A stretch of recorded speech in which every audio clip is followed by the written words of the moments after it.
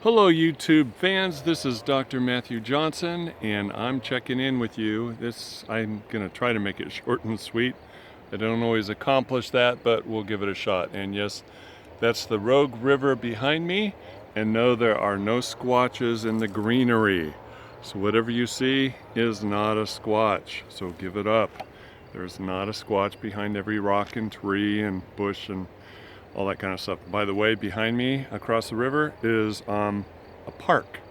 So if you do see movement, it's people. They're walking through the park. They're riding their bike through the park. They're driving their car through the park. Not a squatch. So anyway, hello. Speaking of squatches, I did want to give you an update on some information I've been kind of piecing together with experiences regarding dogs and Bigfoot, mind speak, all that kind of stuff. So in SOA, quite a while ago, when Atlas was still the official mascot of Team Squatching USA, we'd be conducting a night sit in the base camp, and he'd be laying on our lap, soaking up the heat like little toy fox terriers do.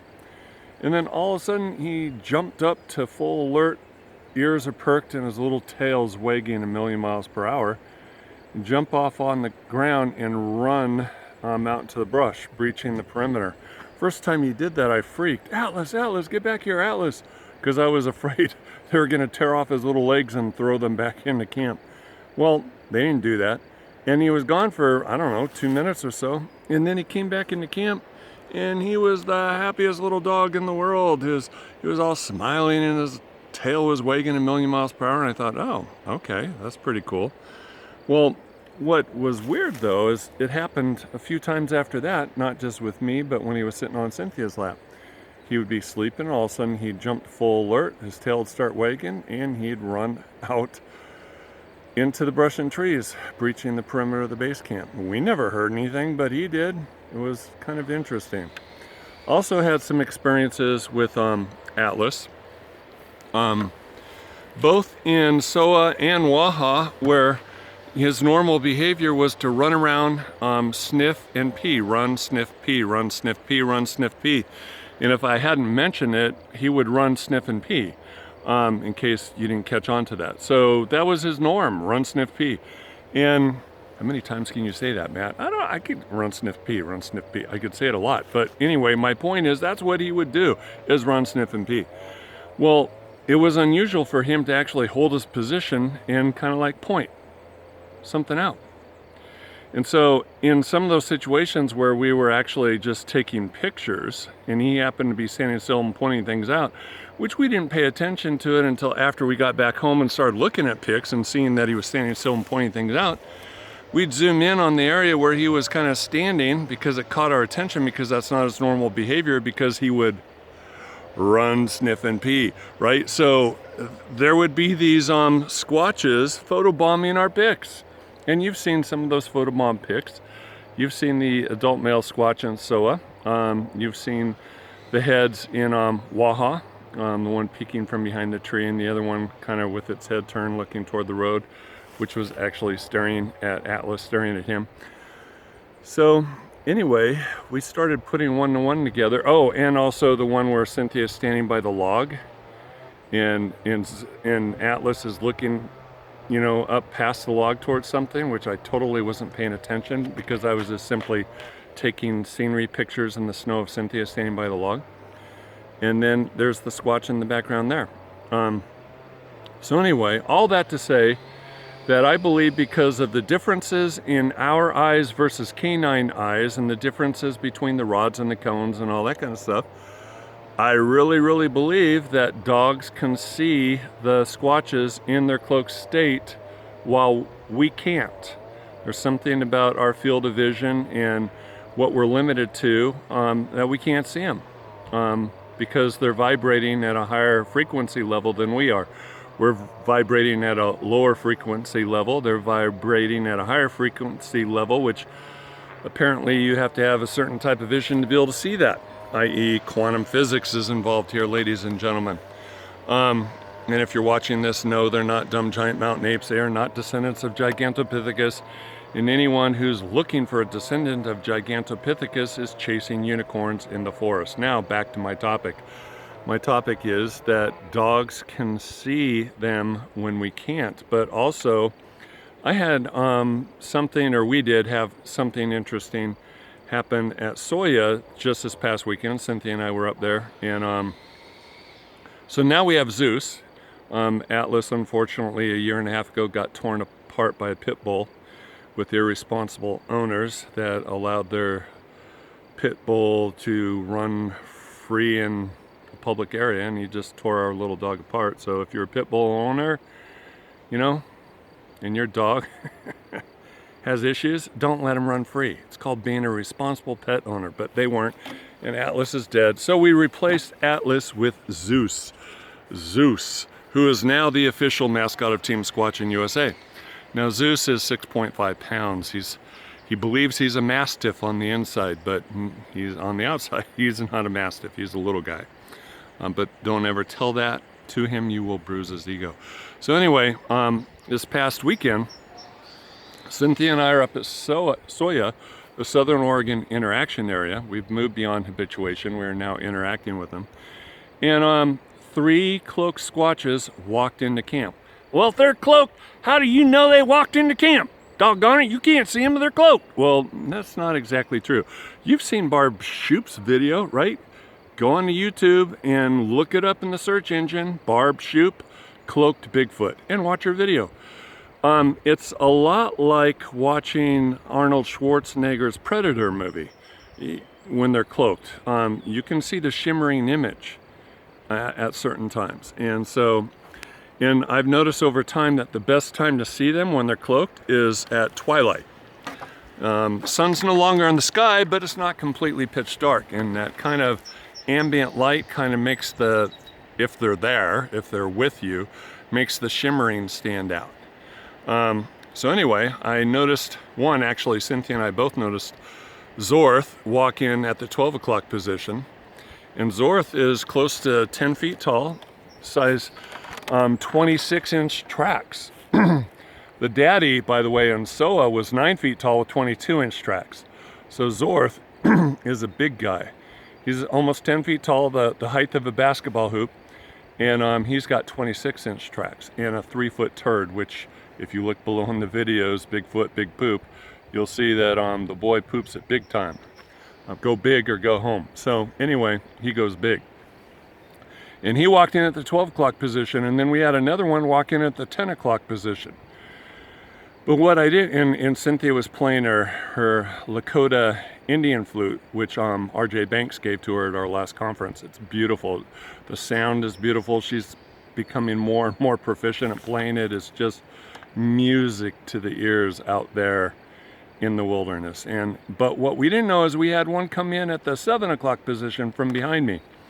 So Zeus, the official mascot of Team Squatching USA, was on the ground in the base camp, and then all of a sudden he barked and backed up in a defensive position, and that caught my attention. I turned my head, and then like a couple seconds later he barked again, and he backed up in a defensive position. He was looking at something. I couldn't see it. Cynthia couldn't see it. And then about 2-3 seconds later again, backed up, held his position. He did that about 4 or 5 times. It was like somebody was trying to coax him. Come here, boy, come here, boy. And each time he was being coaxed, it was back up, back up, back up. It was amazing to watch. Cynthia and I are both there, and then finally on the 4th or 5th time, he turned and ran to Mommy. He ran to Cynthia. Mommy, Mommy, Mommy, help. So I thought that was pretty cool. And in light of what was going on with Atlas in Soa, not that long ago, about 2-3 years ago, all of a sudden jumping to attention, tail wagging and running out into the woods, it was like, what's going on here? Not only can they see them, okay, and we can't, but the camera can catch them, and that's why they're blurry, by the way, is because their state of existence is actually a vibrational shift off from Mars, i.e. quantum physics again. So that's why when they are caught on camera, a lot of the times, they are blurry because of the vibrational shift thing. What if Sasquatch is really blurry? They They are. They're blurry because our camera catches them when our eyes can't see them because of that vibrational shift. But never mind that. The point is, I wanted to get to what happened last night. What happened last night, Matt? Well, since you're there watching and listening to this YouTube video, I'll tell you what happened last night. But thanks for asking. So what happened last night is at 4:40, about 4:40 in the morning, I woke up from my sleep and I was laying there in my bed. And I sleep with earplugs in and a t-shirt over my eyes because I muffle the sound in any kind of light because I sleep better that way. Well, I'm laying there for about 4 minutes. Then all of a sudden on the inside of my head, I hear an audible bark, just one bark. Just bark like a dog, right? A small dog, but I hear a bark. But what was amazing, the reason why I'm bringing this up and everything I brought up before this, was right at that second, right at that moment in time. And by the way, when I heard that bark, I didn't move. I didn't get startled. I didn't respond with any kind of noise. I still just laid there quietly when I heard that bark inside the head, my mind, and it was an audible bark. Zeus immediately growled right at the same moment in time. His little TFT, Toy Fox Terrier, right when that bark happened. And that, combined with all the other data that's been going on over the last couple of years, leads me to believe that not only can dogs see them when we can't, because of that vibrational shift and the difference between rods and cones in our eyes versus canine eyes, but I also believe that because the sound was telepathic, it was not external. Well, how do you know it wasn't external? Well, because I told you I had earplugs in that muffle the external sound. And also on the other side behind me is a train track.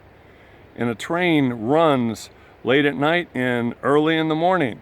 So probably about 10 minutes after this happened, the train went by. And I could barely hear the train, which makes a lot of noise, because I had the earplugs in and it sounded external and it sounded muffled. But the bark, the one bark that I heard at 4:44 in the morning, was not muffled, did not come externally, it was inside. And at that moment in time, Zeus heard it too and growled. So my point is, I think that was telepathic.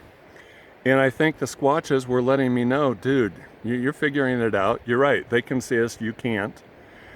And we can also communicate with them telepathically, just like we can communicate with you telepathically, which makes sense as to why Atlas, a couple years ago, would all of a sudden pop from a sleeping position on our laps to on his legs with his little tail wagging, jump off our laps and run into the brush and the trees, breaching the perimeter, because they were calling him. And I actually do have them recorded, by the way, in SOA, saying Atlas's name in the middle of the night while we're sleeping. So I'm just trying to update you on these little things that I'm piecing together over time. And by the way, I might also add that Onks and I engaged in 2 hours of Mind Speak in the middle of April, just before our annual conference. And he informed me that they exist in a state of cloaking. Not on purpose, it's just the way it is because of that higher vibrational frequency takes them off the grid as far as our visual spectrum. It's not that they're trying to hide from us, it's just the way it is.